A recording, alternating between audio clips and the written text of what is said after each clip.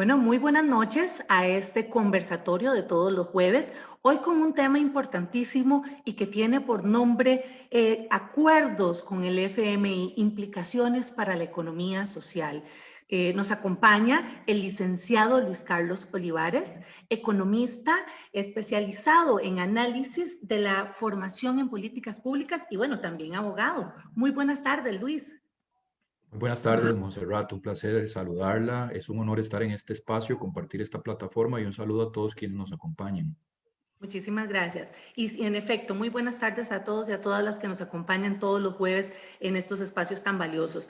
Es de suma importancia para la Cámara Nacional de Economía Social Solidaria el traer estos temas a profundo análisis. ¿Por qué?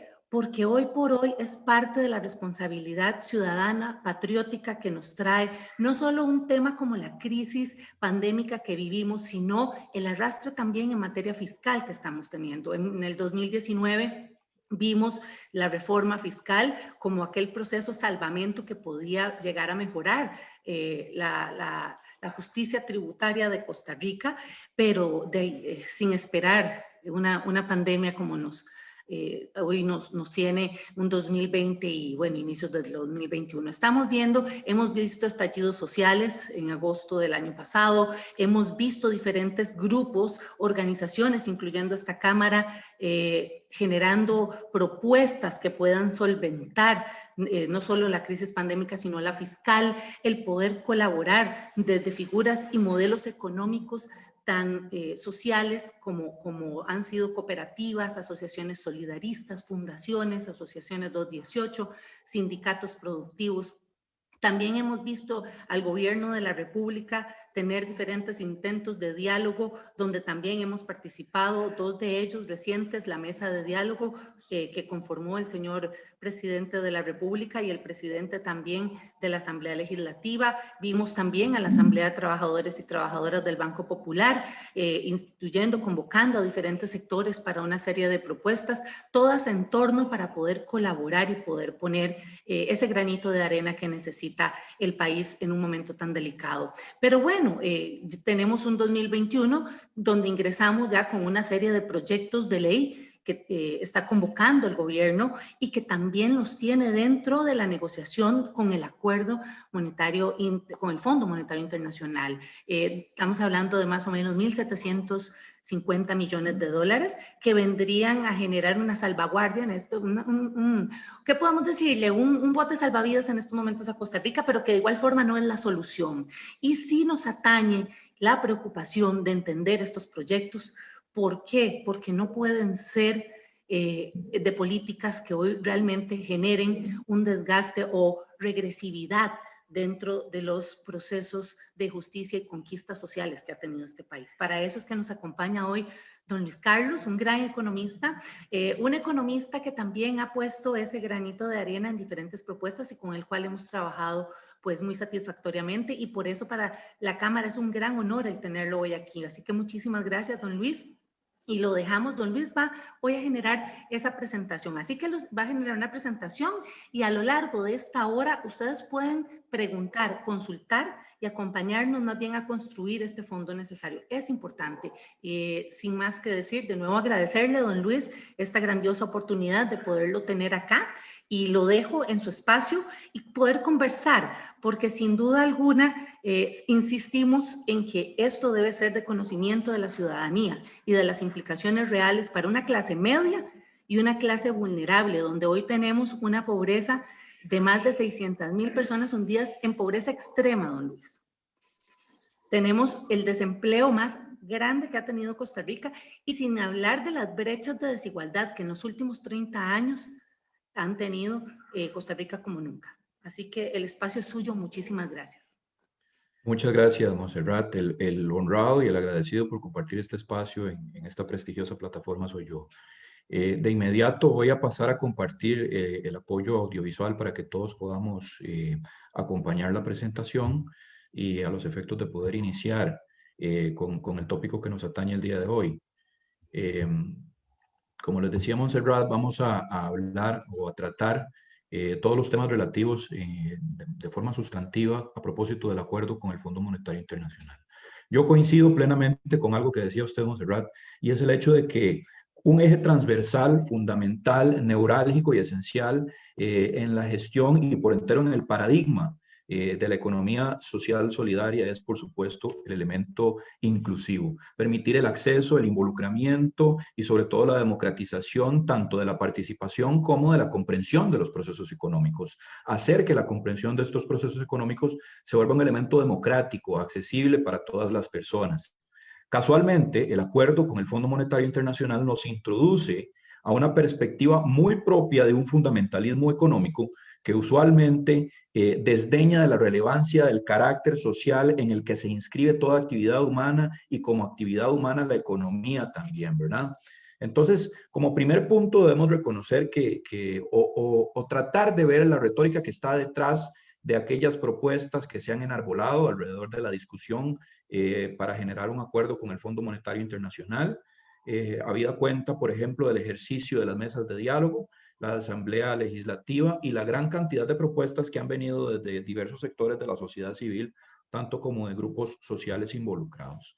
Pretendo entonces hablarles o tratar algunos elementos contextuales a propósito de dónde estamos y hacia dónde vamos, sobre todo si no hacemos nada y revisar algunos escenarios haciendo algunos cambios marginales, hablar de los acuerdos y el acuerdo en sí, los acuerdos, la experiencia internacional a propósito del Fondo Monetario Internacional y el acuerdo nuestro, este acuerdo que estamos discutiendo y que nos tiene en este momento dialogando, el ajuste, principalmente sobre la base de las dos leyes más importantes, por el lado del gasto, la ley de empleo público, y por el lado del ingreso, la renta global dual, que tanto comentario han despertado, y por supuesto algunas perspectivas e implicaciones relacionadas con el tema transversal de la economía social solidaria y algunas conclusiones.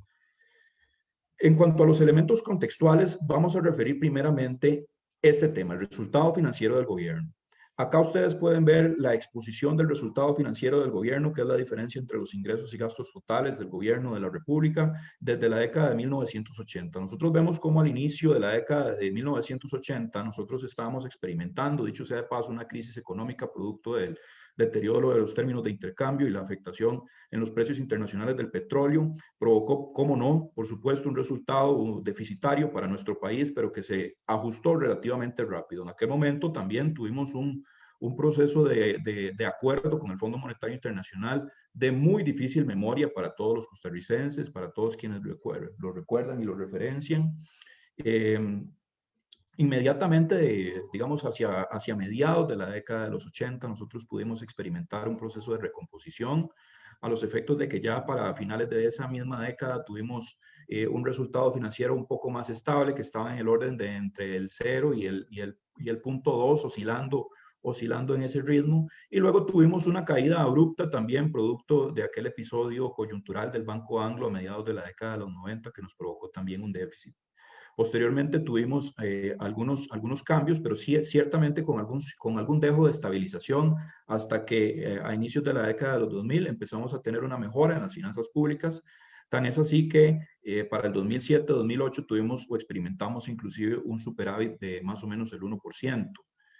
Nos sorprendió entonces en el 2008 la crisis de los subprime en Estados Unidos, la crisis financiera, y a partir de ahí el contagio en la economía real, y tuvimos un desplome de más o menos 5 puntos porcentuales en el déficit para el 2010, y desde entonces no nos hemos podido recuperar en temas de resultado financiero del gobierno central. Pero esto es una perspectiva árida si no lo comparamos y si no lo ponemos como referencia con respecto a otras variables, porque como ustedes pueden ver, hemos existido, hemos supervivido a lo largo del tiempo con déficit, y muchas economías en el mundo sobreviven con déficit. Entonces el problema en general no es tanto que exista déficit, sino verlo en perspectiva de otras variables macro y ver cuáles son las implicaciones de esto para el costo social, para el riesgo social y por supuesto para las poblaciones de la clase media y quienes tienen menor disposición de ingresos. Así vemos entonces estos dos esquemas.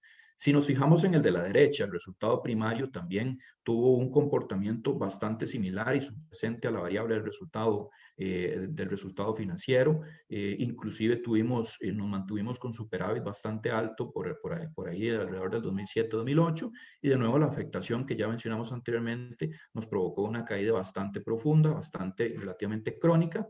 Y si nos fijamos esto concomitantemente con lo que nos expone la deuda como porcentaje del Producto Interno Bruto, tenemos que más o menos por esas mismas fechas también se nos comienza a disparar la deuda.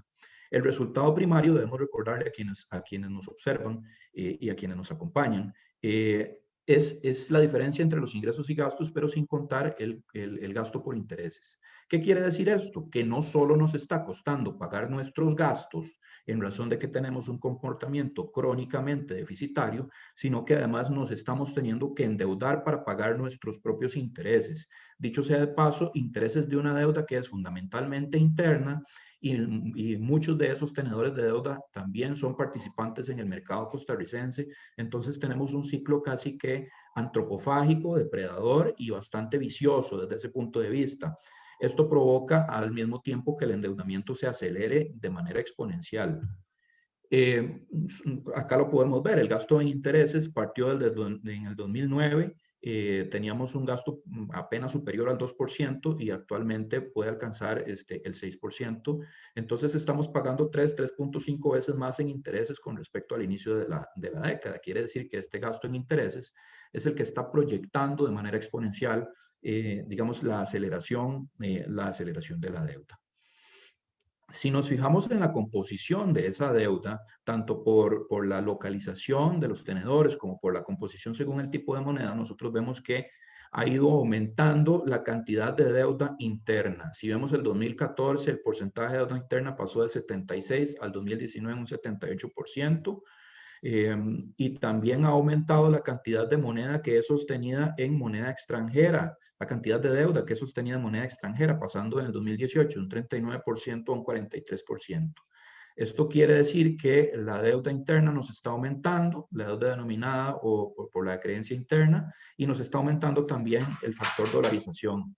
Esto quiere decir que a los efectos prácticos estamos aumentando el riesgo cambiario y por supuesto el riesgo sistémico por contagio, al tener una mayor susceptibilidad a los vaivenes digamos, producto de la relación con la moneda extranjera. Esto tiene afectación también si nos fijamos en el componente de qué tanto de esa deuda está a tasa fija y qué tanto está a tasa variable y qué tanto está indexada.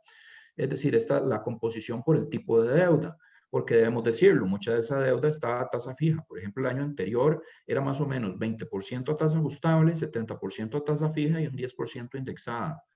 ¿Qué quiere decir eso? Bueno, las personas pueden pensar, bueno, entonces tenemos un buen porcentaje en tasa fija y en este momento que hay una gran coyuntura de volatilidad en los mercados internacionales producto de la pandemia, está bien porque tenemos contratos a tasa fija, no nos va a variar. Sin embargo, esto es una trampa porque también podemos pensar que en este momento necesitamos hacer una readecuación, una auditoría, una renegociación de la deuda y no estamos pudiendo hacerlo porque buen porcentaje de esa deuda está a tasa fija.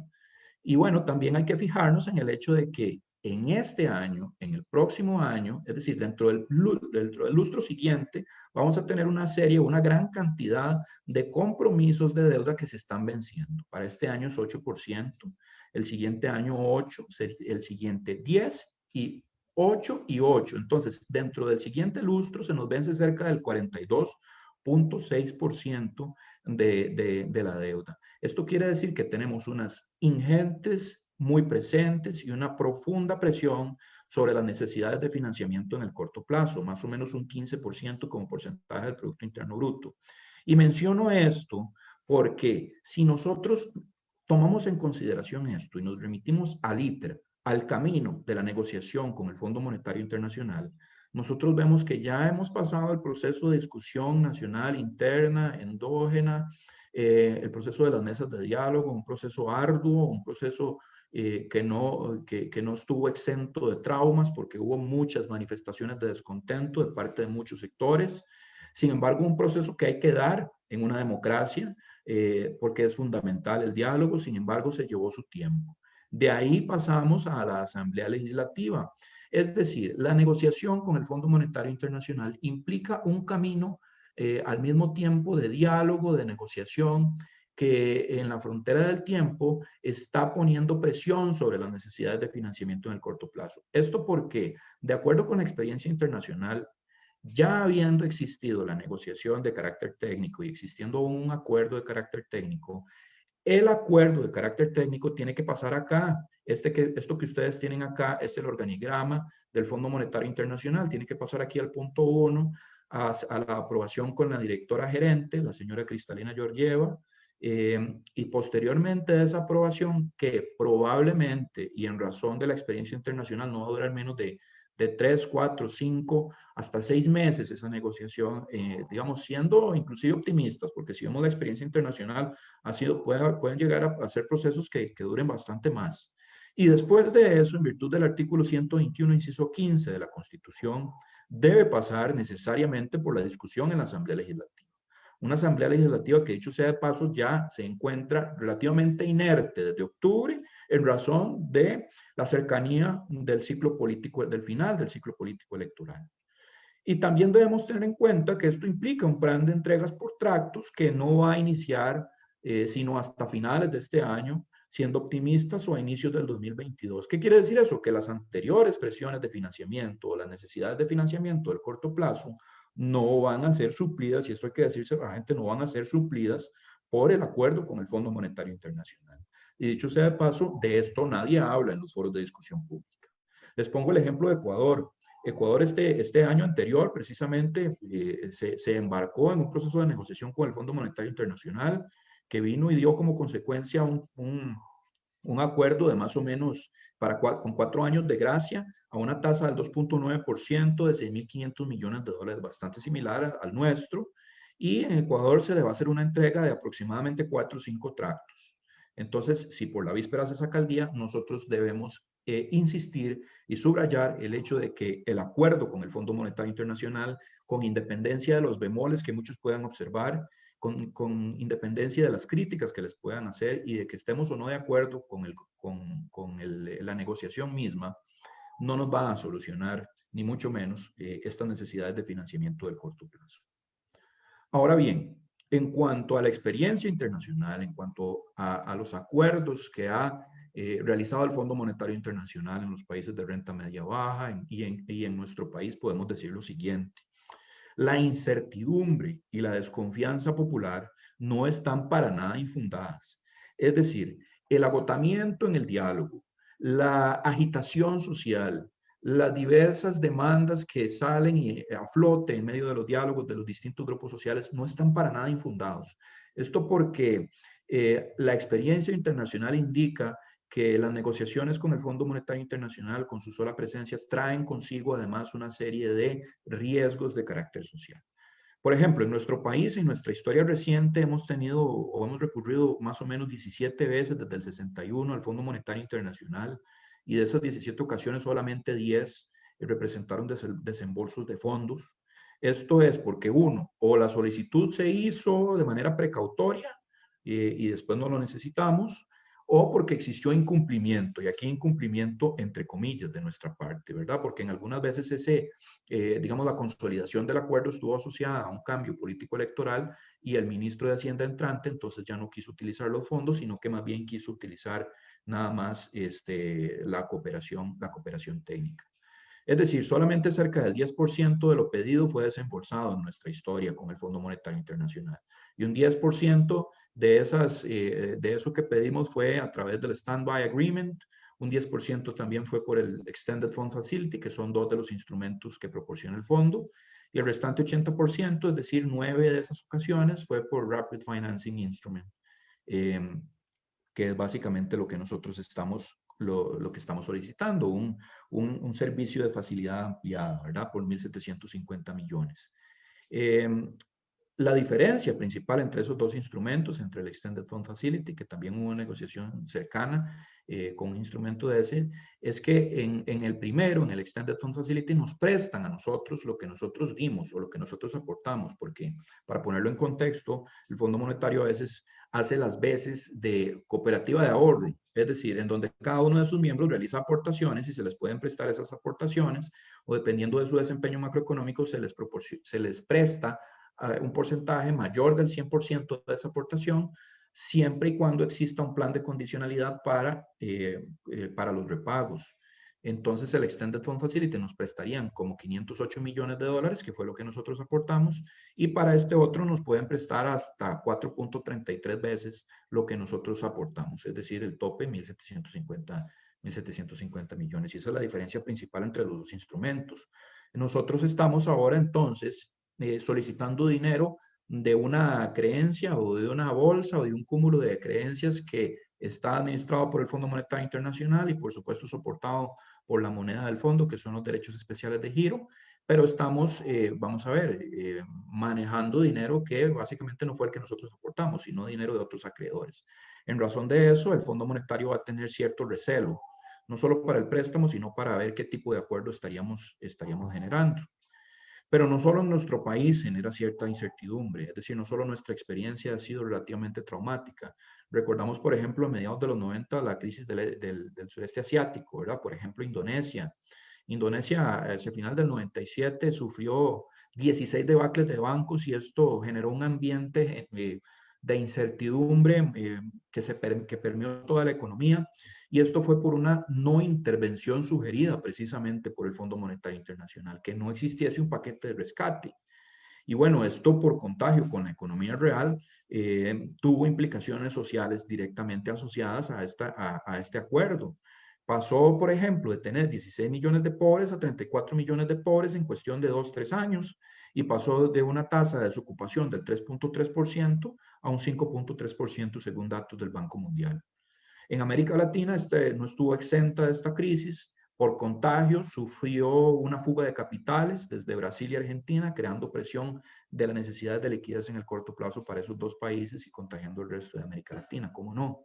Recordamos el episodio de octubre del 99 con el señor Fernando de la Rúa, que empezó a hacer recortes a mansalva, hizo un recorte por 1.4 mil millones de dólares, subió además los impuestos por un importe de hasta 2 mil millones de dólares, aplicó, si esos dos fueran poco, aplicó un recorte presupuestario de 1.6 mil millones, y esto provocó que a inicios de la década del 2000 el gobierno impusiera topes a los retiros de hasta por 250 dólares. Eso es el famoso corralito, ¿verdad? Y eso provocó que los capitales especulativos, aún así, aún habiendo un tope de los retiros, lograran relocalizar 15 mil millones fuera del país, profundizando la crisis de liquidez. Y esto es precisamente lo que sucede cuando recurrimos a un acuerdo recortista a mansalva, sin tomar en consideración el carácter fundamental multiplicador que tiene el gasto, y hacemos un recorte de los programas sociales y tenemos un sistema tributario que es muy flaco y vulnerable. Esto sucede cuando los sistemas tributarios se enfocan en rentas y salarios de clase media, es decir, las cargas se soportan por las clases medias y bajas y los quintiles de menores ingresos, generando así un incentivo a la ilusión, que es básicamente una prerrogativa de quienes concentran mayor cantidad de riqueza, y esto hay que decirlo así. Pues esto nos lleva a pensar que en efecto los programas del Fondo Monetario Internacional, y hay que decirlo con todas sus letras, aumentan la desigualdad y la pobreza. En ciencia económica, yo creo, Montserrat y todos quienes nos escuchan, no había visto yo una sentencia más demostrable en ciencia económica y en ciencia social que esta. Nos respalda evidencia empírica y literatura económica de más de 35 años, más de 10 trabajos que respaldan esta misma hipótesis. Por ejemplo, el pasado 2 de diciembre del año anterior, el economista Valentin Lang de la Universidad de Mannheim, Alemania, publicó un paper que se denominaba La economía del déficit democrático y hacía un estudio en un panel de países sobre los efectos de los programas del Fondo Monetario en la desigualdad. ¿Cuáles fueron las conclusiones? Que en efecto esos programas aumentan la desigualdad y la pobreza en los países donde se desarrollan. Y esto se basa en dos argumentos de parte del fondo esenciales. Uno, dicen que esto debe aplicarse porque aun cuando pueda existir una contracción en el corto plazo de la actividad económica, en razón de las políticas de ajuste, esto va a devenir en beneficios ulteriores como resultado de la restauración de la estabilidad macro. Y dos, que cualquier efecto pernicioso que pueda provocar en el corto plazo tiende a desaparecer en la frontera del tiempo, como si se tratara, ojo lo peligroso de esto, como si se tratara de una especie de prurito tópico o si se tratase de una enfermedad que se quita con algún tipo de ungüento o pomada canaria. Y podemos decir con esto, no solo referenciarlo, sino que podemos fundamentarlo desde el punto de vista cuantitativo, decir cuánto y cómo. Primero, cómo. Sucede que esto se profundiza o los indicadores sociales sufren un detrimento en razón de que el interés del fondo es el resguardo de las garantías de la deuda y el esquema de repago. Y esto usualmente viene acompañado de cortes en abruptos en el gasto público, como ya lo estamos viendo en nuestro país, que dicho sea de paso, algunos de ellos no provienen de condicionalidades del fondo, sino son aquellos demonios domésticos que tenemos guardados en el armario en nuestro país, que sugieren estos recortes, que sugieren que recortemos, digamos, dineros focalizados a sectores vulnerables de nuestra población. Sugieren además mercados laborales menos regulados, proyectos como flexibilización del mercado laboral o el empleo público, que lo tenemos en nuestras manos y que ya vamos a repasar, o una carga impositiva regresiva, independientemente de las condiciones previas que existan, privatizaciones además, o una táctica extractiva tácita como es el impuesto a las utilidades de las empresas públicas, o la venta en sí, la venta misma de ellas. Y con esto no hay compensación por riesgo distribucional. Entonces esto afecta directamente a los sectores más vulnerables, porque las políticas de reducción del despido, la flexibilización del mercado de trabajo, el debilitamiento de esquemas de protección colectiva del trabajo son fuertes catalizadores de la desigualdad, y por la desigualdad también hay contagios hacia la pobreza, y por la pobreza también se hace acompañar de un aumento en el desempleo. ¿Cuánto? Bueno, dice Valentín Lang que este aumento puede ser en la desigualdad de entre un 34 y un 51%, siendo los efectos más profundos en el primer año, pero pudiendo extenderse dentro de un periodo de 3 años y acabándose no antes de 5 años. Esto tiene calculado, de acuerdo a cálculos particulares, esto tiene una afectación, podría tener una afectación directa en nuestro país, de manera tal que el ingreso promedio de las personas que pertenecen al primer quintil de la población, es decir, que tienen menor disposición de ingresos, podría pasar de 200.315 colones a 173.800 colones, más o menos. Esto es un 13% menos. Y el desempleo en el primer quintil podría aumentar un 1%, pasando de 38% a 39, 40%. Entonces, el riesgo no es menor, ni mucho menos. Y esto hay que decirlo claramente. Y esto es aún más profundo si lo vemos en perspectiva de que somos uno de los países más desiguales de América Latina, de que tuvimos recientemente, en agosto pasado, tocamos el techo con un 26.1% de desempleo, y que dicho sea de paso, en la presentación del programa macro de la semana anterior, el Banco Central de Costa Rica ni siquiera hizo una mención de menos de un minuto al tema del desempleo, y por supuesto con respecto al acuerdo con el fondo no hay un plan social a propósito de la compensación por el riesgo distribucional que mencionábamos anteriormente. Ahora Don bien, Luis, don Luis, sí. y quisiera aportar ahí también un tema. Creo que es importante este aporte que usted genera, porque dentro de la discusión fiscal se ha tenido siempre a decir números, y se nos ha olvidado el rostro de las personas, quiénes están detrás de esos porcentajes, quiénes están detrás de esas pérdidas.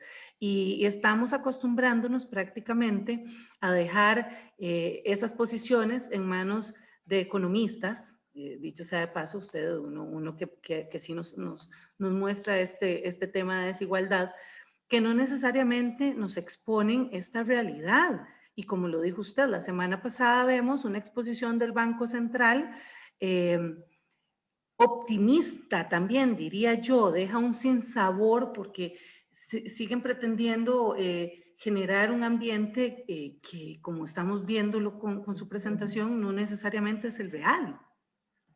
Tal cual, coincido plenamente. Y fuera bueno, usted participó precisamente de las mesas de diálogo, mucho de la discusión hegemónica de una ortodoxia dominante de pensamiento único. Su expresividad es muy propia de los tecnicismos, muy propia del alejamiento del rostro humano, como usted menciona, y por supuesto hay otras medidas. hay otra cosmovisión, hay otro paradigma que nos puede llevar a poner de protagonista a las personas, porque ulteriormente, digamos, es fundamental el hecho de que la ciencia económica, por supuesto, ya siendo un mea culpa de carácter teórico, debe servir a las personas y no al revés. Y no al revés. Entonces, y esto se ve reflejado en la formación de política pública. Tan es así que inclusive en los foros de discusión nacional, en muy buena parte de los medios de comunicación no se habla en lo absoluto ni de la progresividad, ni sobre los hombros de quién va a ir las reformas tributarias, ni sobre los efectos en la desigualdad, ni sobre la incidencia en la pobreza, mucho menos en el desempleo. Parece ser que el desempleo, la pobreza y la desigualdad son, digamos, son índices que quieren meter, son la basurilla que quieren meter debajo de la alfombra, ¿verdad? Ujú, Y que sí. nadie quiere hablar de eso, ¿verdad? Es la brasa que nadie quiere tocar. Pero bueno, hay que decirlo y hay que ponerlo en la palestra y decirlo valientemente y decirle a la gente, vean, esto puede tener incidencia de este tipo y puede afectarle directamente a ustedes. Y decirle a la gente, ponerle rostro a este tipo de políticas públicas que pueden generar o pueden venir en detrimento de la clase media y de la clase trabajadora y de la clase con menor disposición de ingresos. ¿Cómo no? Estoy completamente de acuerdo. Pero en efecto, digamos, este ajuste ya para entrar directamente en lo que nos plantea este ajuste, parece tener dos puntos clave, que son la ley de empleo público por el lado del gasto, como decíamos al inicio, y la ley de renta global dual. El ajuste fiscal propuesto por el gobierno, ustedes lo tienen ahí, pretende generar, digamos, pretende ser paulatino. Como ustedes pueden ver, comenzaría el 2021 teniendo una incidencia de ajuste de 1.6% como porcentaje del Producto Interno Bruto y terminaría el 2025 con cerca de 5%. No solo es una perspectiva demasiado optimista, sino demasiado traumática desde el punto de vista de los efectos que puede esto tener, digamos, sobre las poblaciones, sobre la clase media y quienes tienen menor disposición de ingresos. Pretende que para el 2023 tengamos un superávit de algo. Lo mejor sería un 1%.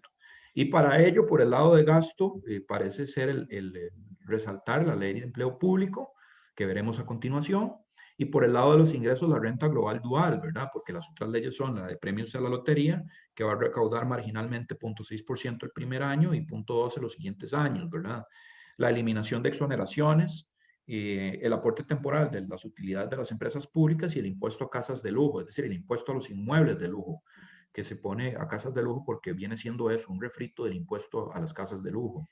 Bueno, y creo que Entonces, en es efecto, importante, don Luis, discúlpeme, creo que es importante el entender esa renta global dual, porque en su momento la gente se dice, pero en qué implica lo dual? ¿Qué viene lo dual?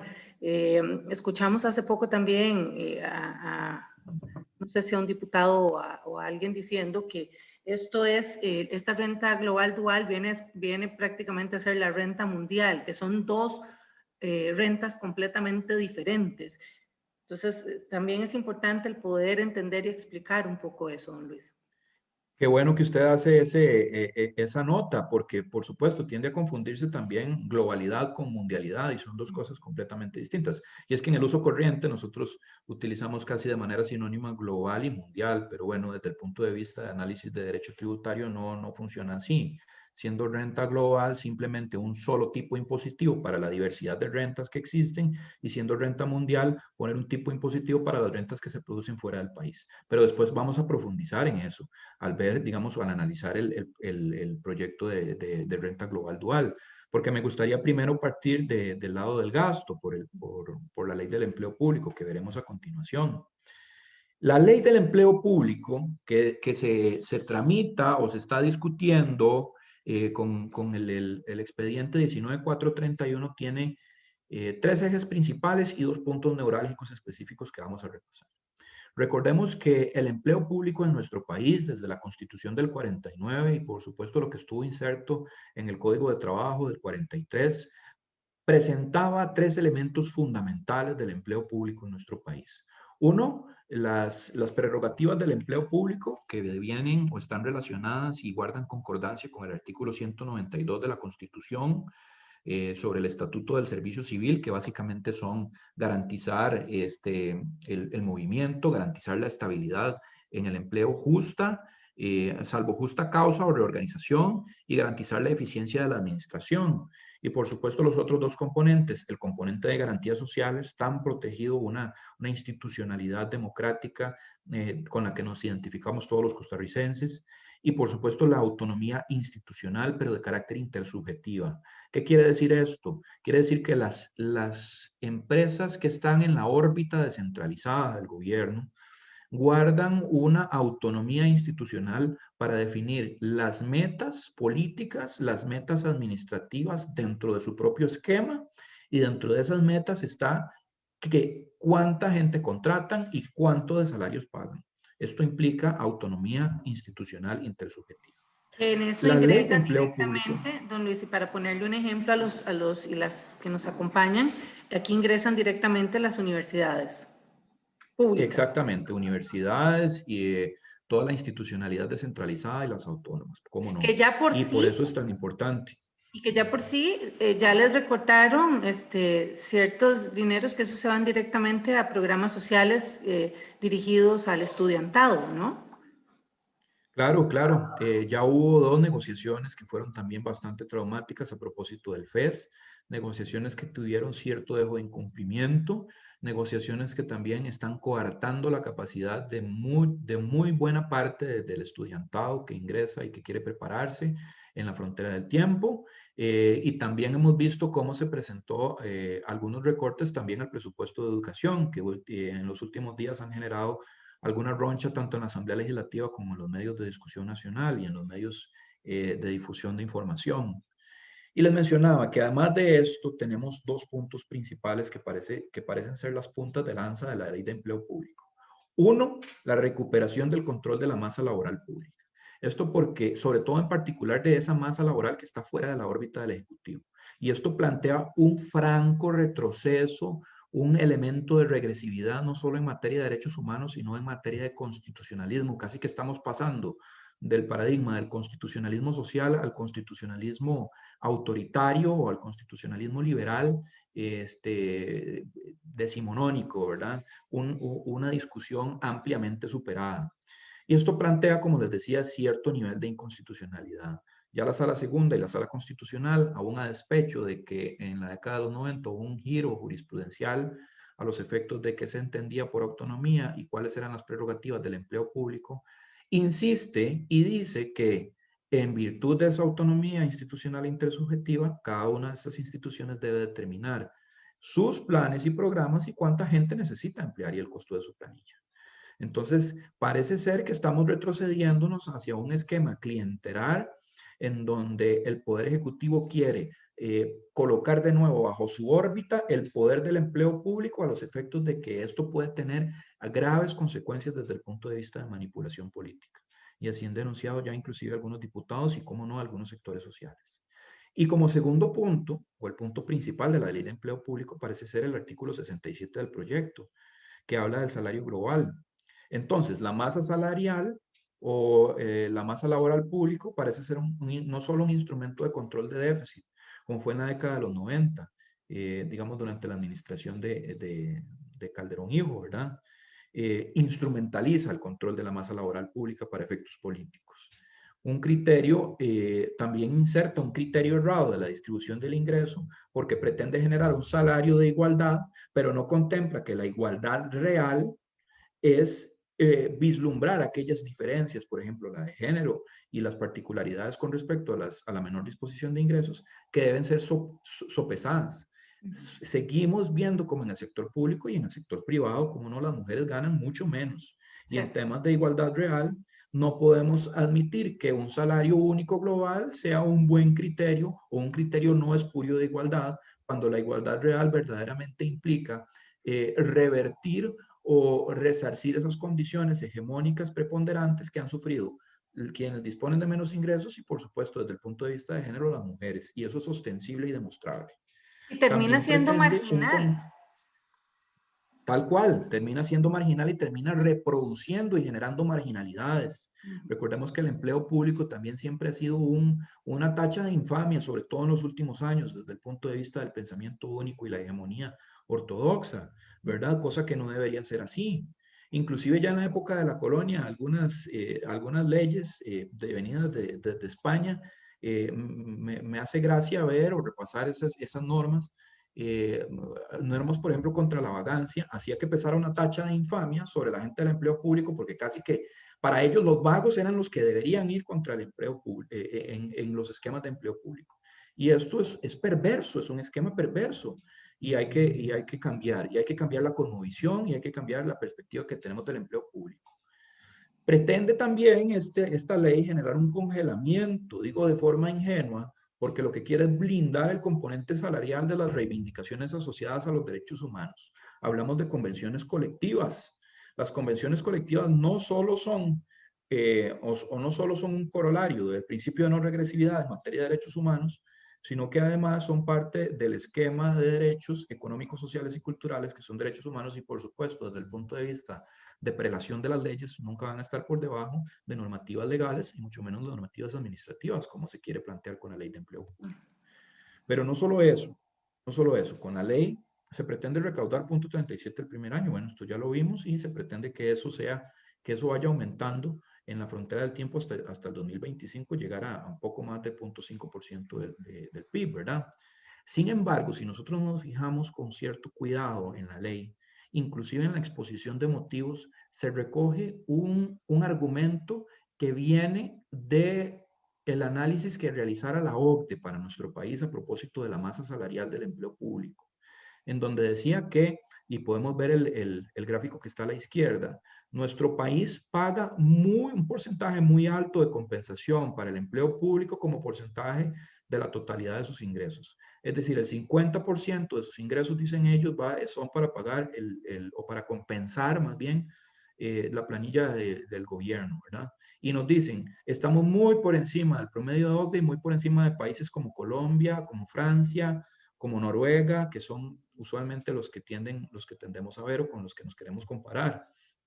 Sin embargo, esto me parece un argumento tendencioso y tramposo, y que, ojo, se recoge en la exposición de motivos de la ley. ¿Por qué? Porque si nosotros vemos, vamos a pasar a la siguiente, el porcentaje de compensación del empleo público es un índice que se calcula como una división del gasto en planilla pública sobre la base de los ingresos. ¿Qué quiere decir eso? Que a mayor cantidad de ingresos, obviamente el porcentaje de compensación puede ser más pequeño. Veámoslo así, si vemos la figura de los ingresos como porcentaje del PIB, vemos que a nosotros nos están comparando con países que tienen ingresos mucho más altos. Veamos, por ejemplo, el caso de Noruega.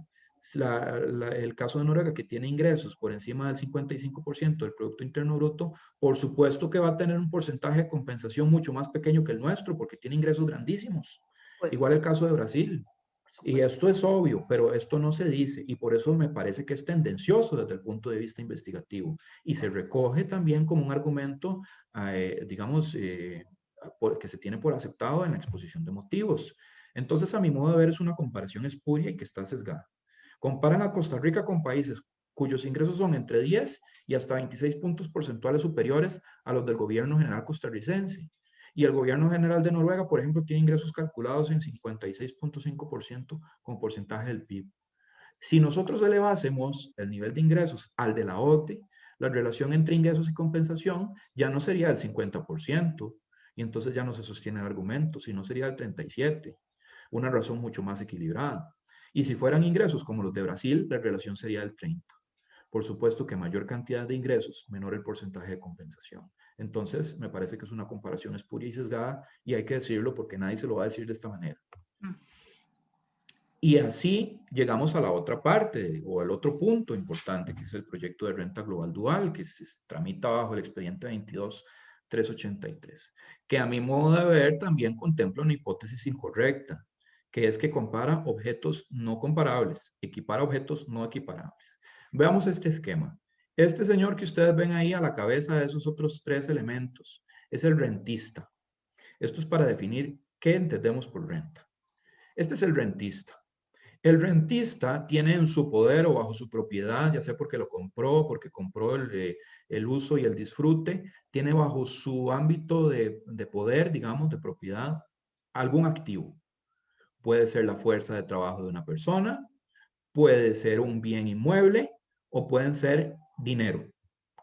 Cuando se trata de personas, esas personas después de un esquema de transformación en las empresas van a generar una utilidad ganancia que va a ir directamente de nuevo al rentista. Cuando se trata de la explotación de un activo, un inmueble, esto genera rentas que se llaman usualmente alquileres. Y cuando estamos hablando de que el activo es dinero, genera intereses y todos estos tres van directamente al rentista. ¿Cuál es la diferencia? Que como contraprestación del ejercicio de esa fuerza de trabajo de esta persona, que es el trabajador, contratado por un acuerdo de partes, ¿verdad? En donde, dicho sea de paso, la relación es desigual, el salario es el elemento de contraprestación. Y en este esquema, si se trata de un impuesto de renta, el impuesto debería cobrarse sobre la renta.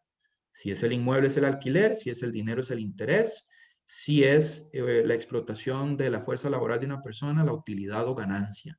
Pero en este caso estamos deslocalizando el tipo impositivo a los efectos de que lo que aporte o de que la base imponible sea sobre el salario.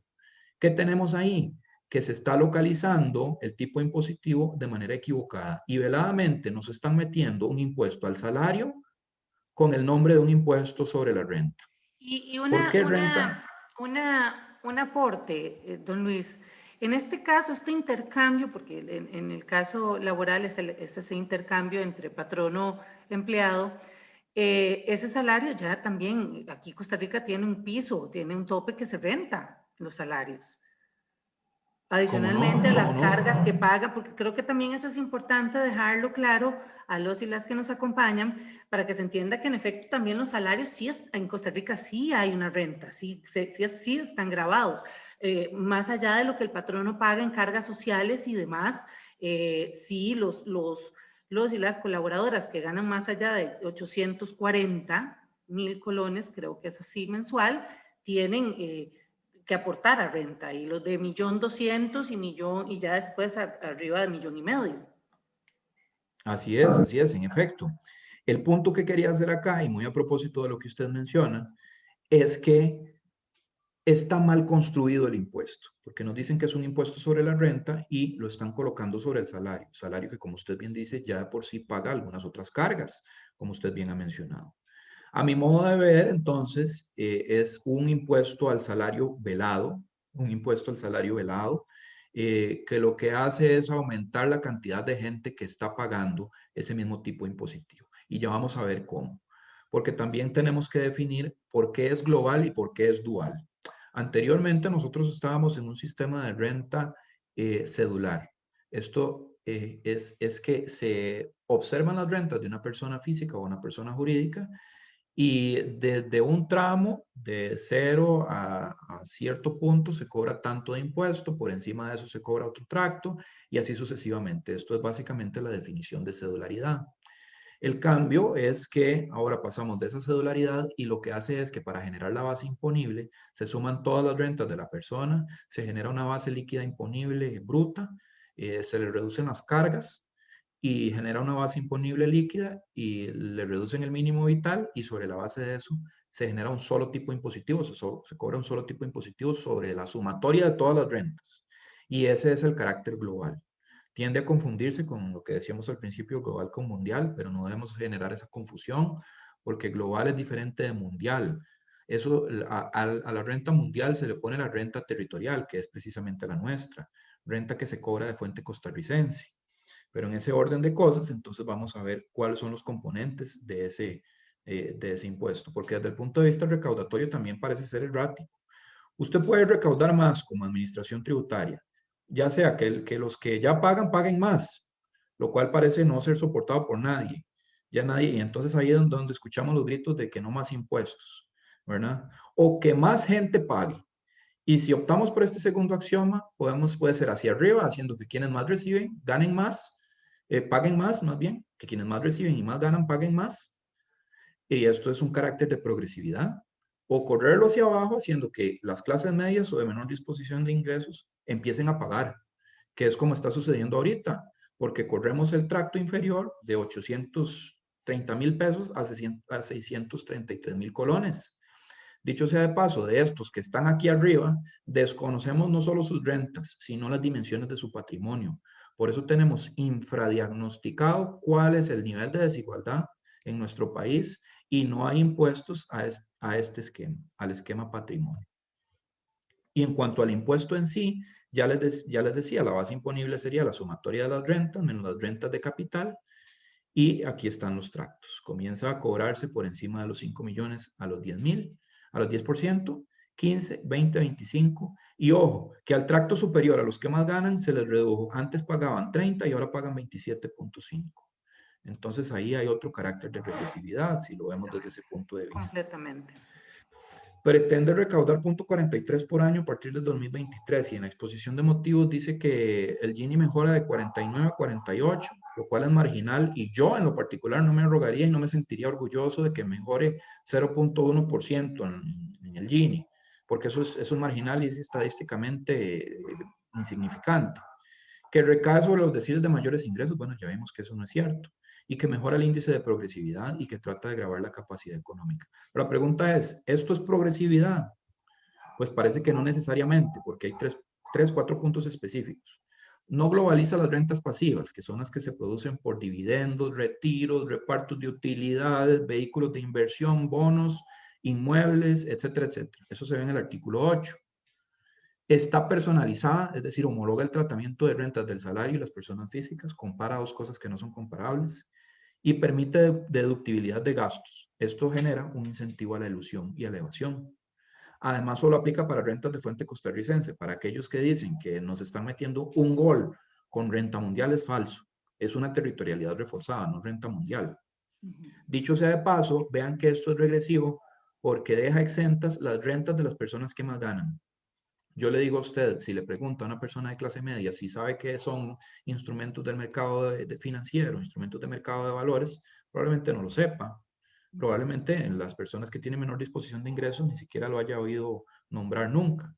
Tan es así que los mercados están, ese tipo de mercados son para hombres en una proporción de 72-28% con respecto a las mujeres, con alta escolaridad, y que pertenecen al quinto quintil, es decir, que tienen altos ingresos. Y esa gente no paga, porque no se globalizan las rentas pasivas, no se aplica a rentas de capital. Y ese es, entonces por eso podemos decir que este es un esquema fundamentalmente regresivo. Están pagando o se está soportando sobre el peso de las personas que de clase media y de clase alta. Imagínense que quien ya por ganara ende ya pagan. Y que ya por y ende que ya ya pagan. pagaban.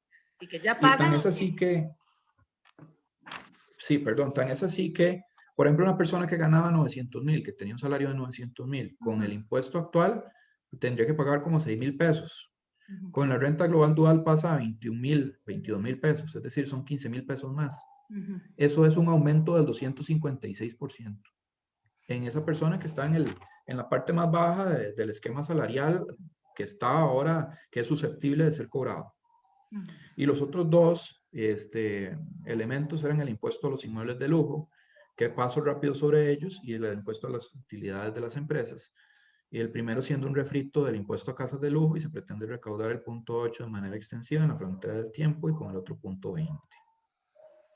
¿Qué perspectivas nos deja esto? Bueno, pues aquí les planteo 4 escenarios posibles. Si vemos la línea azul, este es el comportamiento de la deuda. Si no hacemos nada, la deuda para el 2030 se nos dispara por encima del 100% del PIB. Si no hacemos nada. Si nosotros hacemos un ajuste como propone el gobierno, solamente, que es la línea anaranjada, solamente por déficit primario, llegaríamos al 2030 como por ahí del 80% y lo único que hacemos es disminuir la aceleración del crecimiento, pero no hacemos un punto pivotal que haga que la deuda empiece a bajar. Si hacemos un ajuste por el lado de déficit primario y tasas de interés reales, comienza a bajar como por ahí del 2026, pero muy lentamente. Y si hacemos un ajuste por el lado de déficit primario, tasas de interés, y crecemos bastante, pues por ahí del 2024 se nos hace el punto pivote y ya empezamos a bajar más aceleradamente para tener un poquito mejor de condiciones en el 2030. ¿Qué quiere decir esto? Que nosotros necesitamos realizar una combinación que contemple crecimiento con ajuste en tasas de interés y ajuste de déficit primario. Las tres para que no sea tan traumático. Por ejemplo, si crecemos como espera el Banco Central, que me parece que es demasiado optimista, Sí. 2.5%, y las tasas de interés andan por el 5%, deberíamos hacer un ajuste como de 1.7 de déficit primario, deberíamos tener un superávit de 1.7 primario. Si el crecimiento anda por el 4, que es imposible, ¿verdad? En esta coyuntura, las tasas de interés en 4, el ajuste podría ser, o sea, podríamos, digamos, tener inclusive un déficit de 0.33, por ejemplo. ¿Qué quiere decir esto? Depende de cuánto déficit primario podamos tolerar. Si dejamos que las tasas de interés real sean muy altas y la economía crece poco, como esperamos, necesitaremos ajustes más fuertes, con consecuencias más recesivas y mayor costo social, como no, ¿verdad? Que es usualmente el costo más invisibilizado, el costo social, y usualmente el más importante también.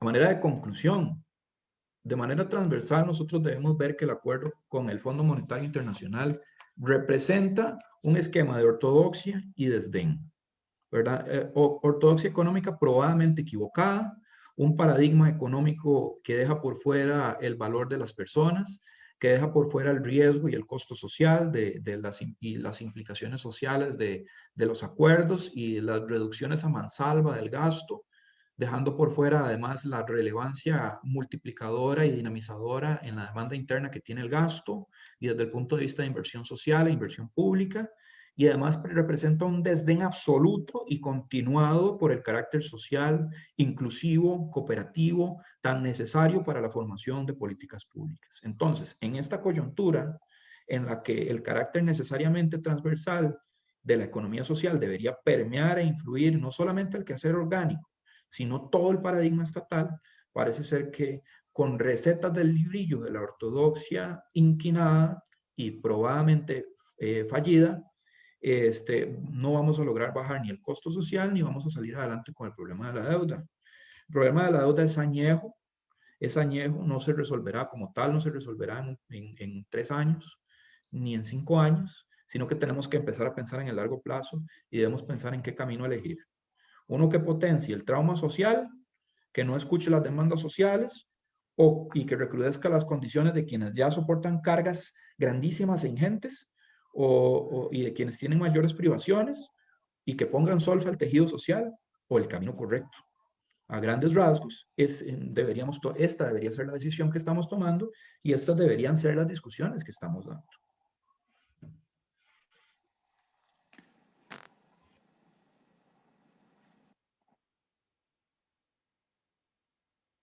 Muchísimas gracias, don Luis. En realidad es un resumen, yo creo que bastante encarado a la realidad y creo que es importante el que cada uno de los que estamos hoy acá, pues podamos tener nuestro criterio. Voy a quitar la presentación, don Luis. Permítame. Adelante. Gracias. Creo que es importante que compartamos también el aspecto de análisis de lo que usted estaba proponiendo. Ok, entonces, me queda, si es necesario el acuerdo con el Fondo Monetario Internacional, es necesario, tenemos que hacerlo, a pesar de que muchísimos otros grupos siempre hemos dicho, nos incluimos, que por medio de otras propuestas podríamos de pronto solventar esa balanza que usted nos está proponiendo en materia de tener a lo social y a lo económico en firme y poder ver a futuro medidas de largo plazo que puedan ir sacando al país. Vamos a ver, yo manejaría con cuidado el hecho de decir que necesitemos o no el fondo. Tenemos necesidades de financiamiento que no podemos eludir y tenemos un problema que no podemos eludir y que tenemos que enfrentar ya. Sin embargo, por ejemplo, posturas que usted misma conoce, porque lo hemos trabajado como presentar una posición más proactiva de parte del Banco Central a los efectos de utilizar hasta un 20% de las reservas monetarias internacionales, como lo han hecho bancos centrales a nivel mundial, como el Banco Central de Japón o el Banco Central Europeo, financiando el déficit del gobierno hasta por un plazo de 5 años. Posiciones modernas que abandonen el esquema de una ortodoxia inquinada, concentrada y que perpetúa el pensamiento hegemónico, podrían ayudarnos a tener mejores necesidades de financiamiento. Y una cuestión más, que independientemente de lo que pensemos usted y yo y quienes nos acompañan sobre el acuerdo con el fondo, tenemos necesidades este año de financiamiento y nadie está hablando de ello y no se discute qué otros mecanismos de financiamiento tenemos. Y bueno, parece ser que la sola presencia del fondo lo que puede causar en el corto plazo es el famoso efecto Maradona, que los mercados financieros por la gambeta empiecen a considerarnos un poquito mejor, ¿verdad? Desde el punto de vista acomodaticio y de tasas de interés, pero nada más por la gambeta, porque desde el punto de vista real no va a tener efectos en el corto plazo y tenemos necesidades grandísimas en el corto plazo. Además tenemos demandas sociales que no están siendo escuchadas y eso también hay que ponerlo en la palestra y en el protagonismo de la discusión de política pública.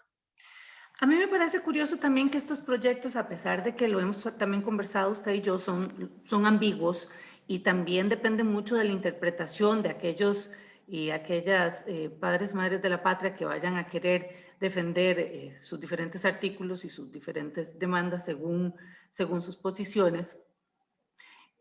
No queda a claridad y no habla transparentemente del impacto real que va a tener esto.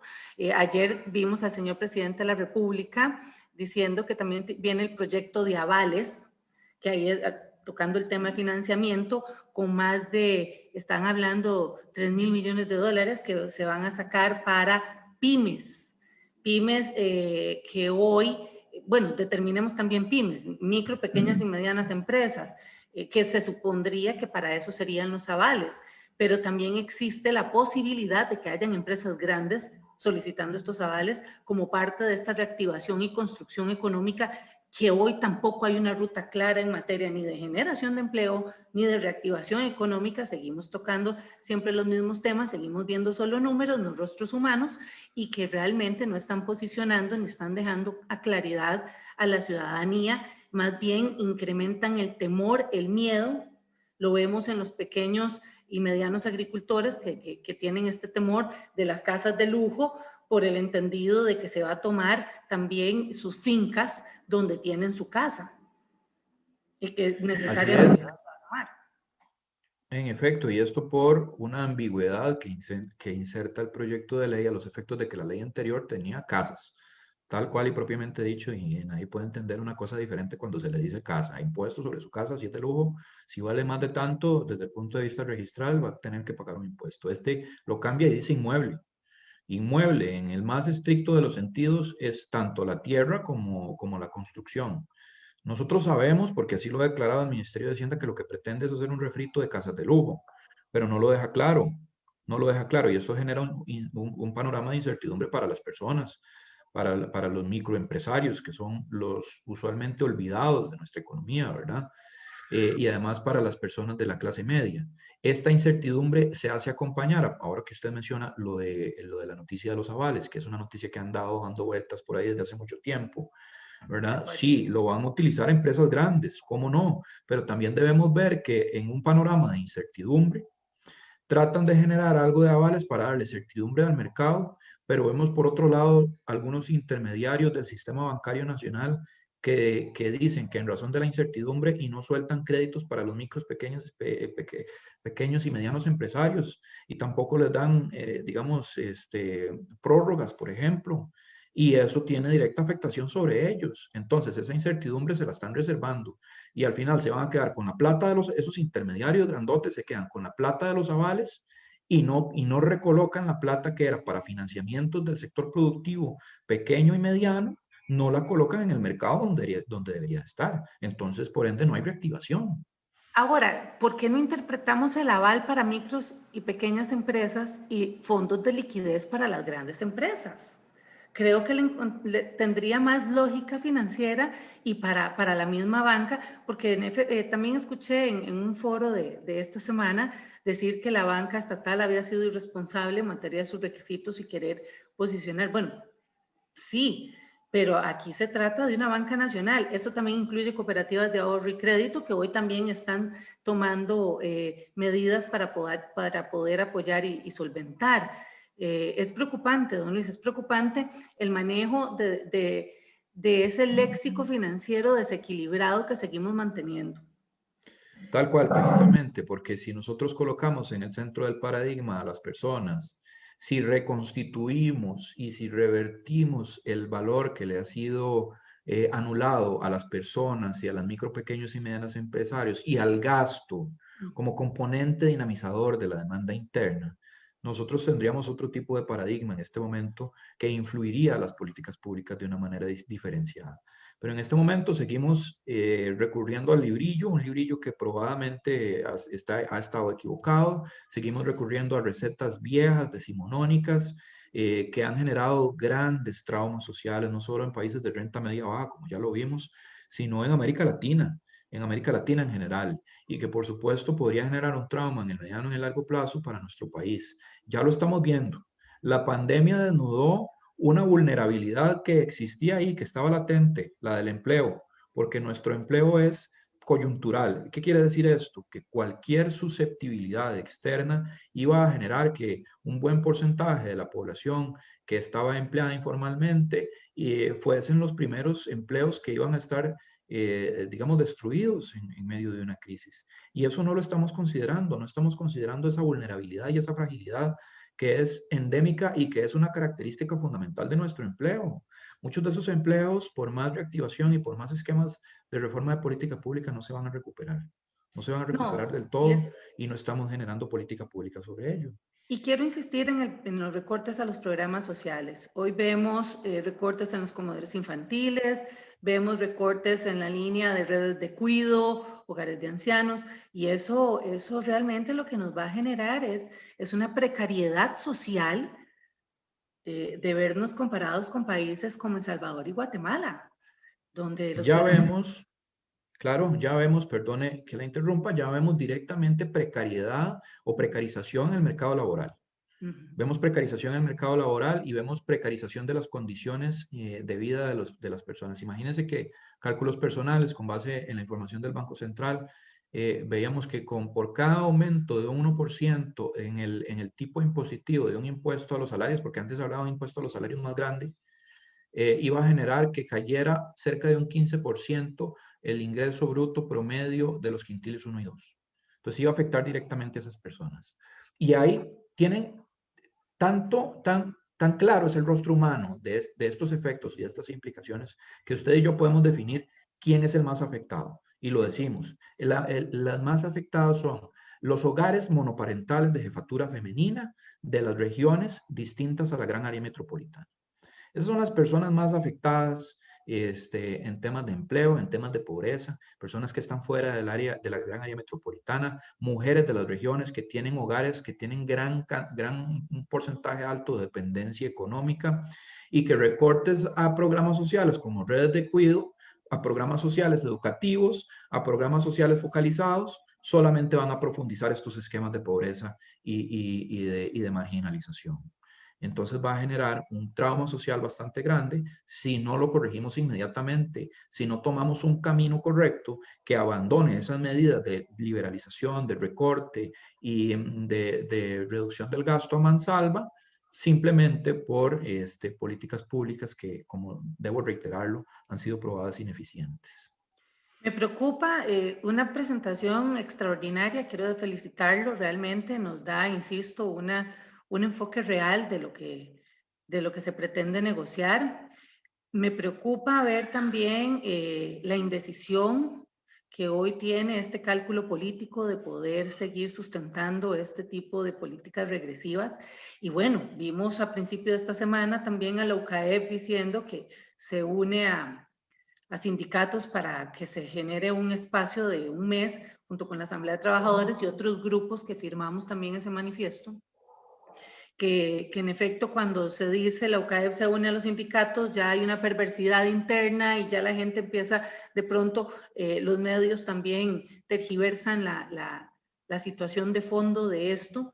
¿Qué se espera? ¿Qué se puede esperar? ¿Qué se puede pronosticar en este proceso? Ya cuando vemos de verdad a estos grupos empresariales, a los sindicatos, a grupos sociales diciendo un hasta aquí, ¿qué se puede pronosticar? ¿Qué podríamos decir, don Oscar?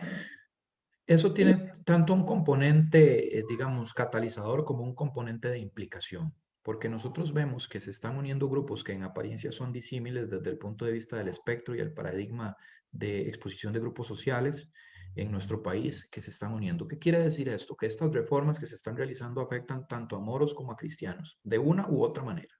Ya vimos que las dos puntas de lanza en esta conversación y este diálogo que hemos tenido parten de una hipótesis equivocada. La ley de empleo público presenta una regresividad en temas de empleo que nos devuelve hasta previo la Constitución del 49, queriendo relocalizar la fuerza o el poder sobre la fuerza o sobre la masa laboral en el poder ejecutivo.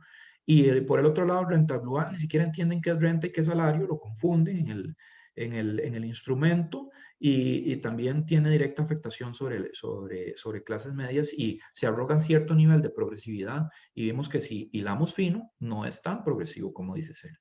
Por el contrario, más bien parece ser regresivo. Nosotros no debemos fijarnos simplemente en el índice que dice que mejora la regresividad, sino debemos fijarnos en una serie de elementos holísticos que lo acompañan a los efectos de determinar si efectivamente eso como política pública es progresivo o regresivo.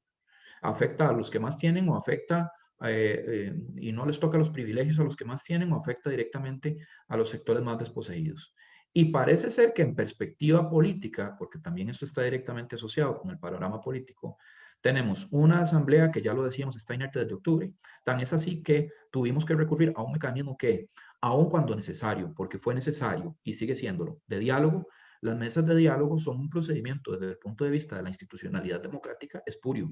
Ese es un diálogo que debió haber sido convocado en el seno de la Asamblea Legislativa. Discutirlo por nuestras institucionalidad de representación. No cederle esa responsabilidad al sector de la sociedad civil.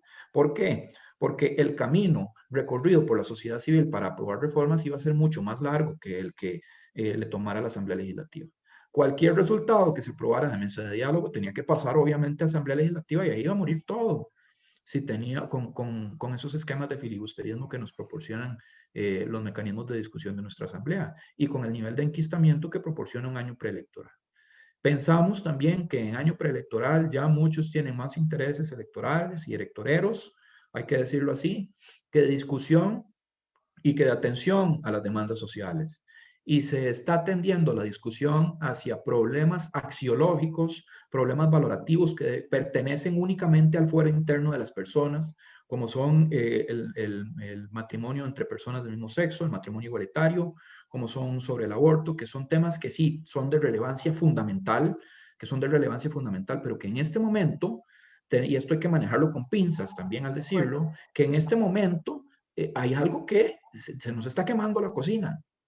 Entonces debemos ver cómo arreglamos eso y no polarizar las discusiones en medio de un paradigma político electoral, de la cercanía política electoral, alrededor de cuestiones que pertenecen al fuero interno de las personas, al ámbito privado de las personas, y ni siquiera deberían discutirse desde el punto de vista de política pública, porque en realidad son reivindicaciones que les son propias a los grupos diversos, que les son propias a los grupos fundamentales de derechos humanos, son reivindicaciones de derechos humanos que ya deberían estar ahí, ni siquiera debería haber oposición con respecto a ello.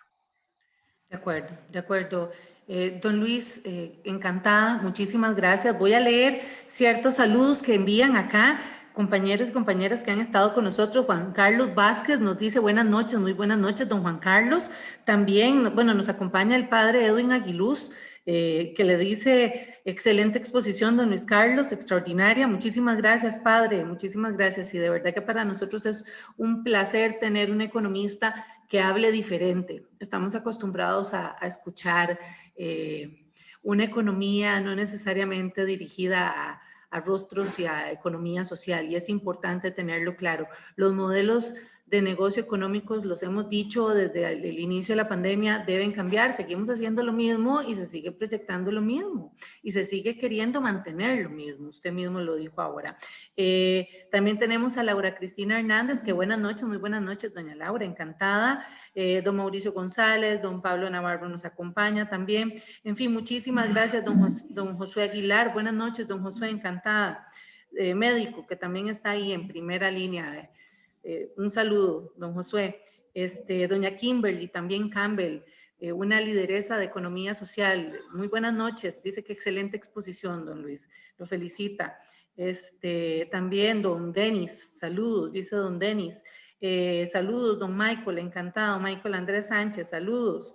Dice que, don Michael dice que por qué estos profesionales no dirigen el país. Bueno, eso es parte, yo creo que es parte, don Michael, de lo que hay que empezar a vislumbrar en estas nuevas tendencias que tenemos que empezar a posicionar también y empezar a generar líderes y lideresas que realmente entiendan la inclusión, la justicia social, la justicia tributaria y es parte de, dice aquí don Pablo Andrés Olivares, este gobierno nos va a llevar a una Venezuela. No, creo que la sociedad también costarricense tenemos que empezar también a tener esta lucha, don Pablo. Así que vamos para adelante. Don Denis, nuevamente buena exposición para personas como yo, recién graduada de la especialización en economía social. Es importante estos temas. Muchas gracias, don Denis. Fíjese, don Luis, que el Tecnológico de Cartago, la UCR, la UNED y la UTN han estado implementando programas de especializaciones en economía social y eso nos está dando un fruto muy interesante de nuevos profesionales en el entendido de desarrollos económicos asociativos. Entonces, ha sido muy enriquecedor. También tenemos a Universidad Fundepos, una universidad privada que también está enfocada en materia de economía social. Doña Dalia Borges, excelente y esclarecedora su exposición. Muchas gracias. Gracias, doña Dalia. Doña Dalia también forma parte del gran equipo de economía social. Doña Gladys Arroyo, hola desde Naranjo, excelente charla. Muchas gracias, doña Gladys, coterránea. Y mujer rural. Tenemos que empezar a posicionar temas, don Luis Carlos, que empiecen también a descentralizar el GAM, que empiecen a dejar la precariedad, que empiecen a sumar a las mujeres dentro de este ejercicio. Las mujeres hoy también posicionan la informalidad, posicionan la feminización de la pobreza, lo hemos hablado en otras partes, y también los grupos sociales están hoy con esa responsabilidad. Sumamente agradecida de parte de la Cámara Nacional de Economía Social Solidaria. Don Luis, que no sea la última vez, yo quisiera también pedirle formalmente que nos acompañe para seguir generando este análisis. Es importante no perder estos contextos. Esta exposición magistral que nos trae don Luis Carlos queda aquí en el Facebook de la Cámara y en la página de YouTube de la Cámara también, donde pueden seguirla analizando y estudiando. Hay números realmente valiosos. Insisto, pongámosle rostro a los números. No olvidemos que las personas están detrás de esta necesidad. Costa Rica se ha acostumbrado a mantener su índice de pobreza como parte de su quehacer cotidiano y eso tenemos que dejarlo atrás. Todas las reformas que se den en materia fiscal deben ser todas aquellas progresivas. No confundamos términos y empecemos a llenarnos más de ese tipo de conocimientos. Don Luis, lo dejo como conclusión, 1 minuto y 2 minutos para que nos despidamos y podamos dejarlo ya a usted en su hora de noche. Muchas gracias, Montserrat, y muchas gracias a todas y todos quienes nos acompañaron. Es muy halagador, muy aliciente escuchar esos saludos y escuchar esas buenas referencias. Por supuesto que la idea era generar un espacio de discusión que colocara en la palestra temas que usualmente están excluidos de los medios de difusión hegemónicos, que están siendo excluidos de los foros de discusión de política pública. También empoderar nuevos liderazgos, no lo digo por mí, lo digo por Montserrat también, que está aquí presente y que genera y atrae un liderazgo muy potente como representante del género femenino. Por supuesto, reivindicaciones con carácter femenino y en las regiones. ¿Cómo no? Hoy vimos datos del INEC que nos apuntaban que las condiciones sociales en las regiones son mucho más precarias que en la gran área metropolitana y esta ha sido una realidad que se ha perpetuado y que nos ha condicionado y que se ha mantenido en los últimos 30, 40 años y que rescato esas palabras que usted decía, no debemos conformarnos con eso, no debemos por supuesto conformarnos con una Costa Rica que siempre maneje datos de pobreza altísimos, una Costa Rica que usualmente se dice que está en el top 10 de países más desiguales, una Costa Rica que no discute de política pública, que no discute de temas sustantivos, sino que discute cuestiones que no son de fondo, una Costa Rica que sepa, digamos, enterada de la coyuntura y del acontecer actual, a los efectos de que no volvamos a relocalizar, digamos, las reivindicaciones sociales en manos de liderazgos añejos que no han sabido llevarnos por el buen tracto y por el buen camino. Y por supuesto no debemos conformarnos con una Costa Rica mediocre, con una Costa Rica que sufre, en donde una Costa Rica que se divide en dos. Básicamente he dicho a lo largo de mis intervenciones que tenemos dos Costa Ricas, una Costa Rica ingente, una Costa Rica pudiente, una Costa Rica a la que no le está vetada la salud privada, a la que no le está vetada la educación, y otra Costa Rica que sí, que ve privadas sus condiciones de salud, de educación, de accesibilidad, de comprensión democrática, etcétera, etcétera. Y esa otra Costa Rica es la que debemos reivindicar y que debemos colocar en el centro de toda formación de política pública, en el presente y en la frontera del tiempo. Así que de nuevo reitero mi agradecimiento con usted, Montserrat, y con la plataforma de la Cámara Nacional de Economía Social Solidaria, y por supuesto a sus órdenes y a las órdenes de la Cámara y de todos quienes quieran hablar sobre este tema en específico. Yo más que agradecido y honrado de haber podido participar el día de hoy. Muchísimas gracias, don Luis. Aquí don Michael nos preguntó algún consejo del especialista de la exposición en sentido de si nosotros los civiles podemos colaborar con dichos temas o es un tema de mesa alta. No, en lo absoluto, más bien, la política económica, la economía en general, usualmente se ve como algo del Olimpo, como algo allá lejano, y en realidad no, en realidad primero tenemos que allanar el vocabulario. Muchos de los economistas lucran más bien de que se perpetúen esos esquemas donde el vocabulario, donde el lenguaje y donde las condiciones favorecen a solo unos pocos que lo entienden y otros no. Y eso es falso, la economía es de todo, la economía está inscrita en toda actividad humana. Y como tal, nosotros podemos involucrarnos y podemos involucrarnos en los procesos políticos. Y en virtud de ese involucramiento de gente como usted, como yo, de gente que tiene distintas profesiones, que proviene de distintos lugares del país, en virtud de ese involucramiento, de la reivindicación de sus facultades, de la reivindicación de sus necesidades, es que vamos a construir un estilo de Costa Rica diferente, donde todos donde todos tengamos acceso y donde la liminalidad no esté a la orden del día. Entonces, más bien invito a todas las personas a que participen de los diferentes esquemas que están a su disposición, plataformas como esta, o acercarse, inclusive para generar equipos y para hacer un cambio. Así es, muchísimas gracias, don Luis, nuevamente. Muchísimas gracias a todos y a todas las que nos acompañaron el día de hoy. Queda mucho tema. Como conclusión, podríamos decir, necesitamos transparencia en los procesos de construcción de política pública. Nosotros debemos involucrarnos más en esta construcción, debemos entender, acerquémonos a las personas que realmente pueden educarnos en estos procesos, como lo dice don Luis Carlos. El dialecto económico es de todos, todos y cada uno de nosotros economizamos.